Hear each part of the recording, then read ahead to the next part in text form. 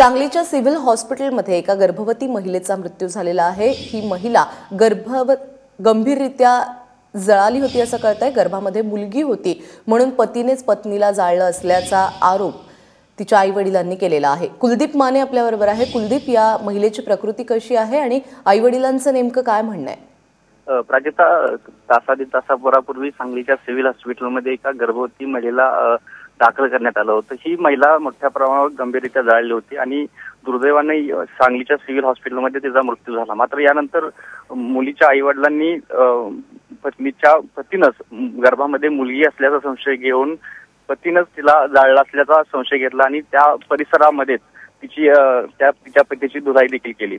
ही महिला गर्भवती होती आणि तिच्या गर्भामध्ये मुलगी असल्याचा अंदाज घेऊनच तिच्या पतीनं हिला जाळलं असल्याचा तिचा आरोप तिच्या आई वडिलांनी केलाय।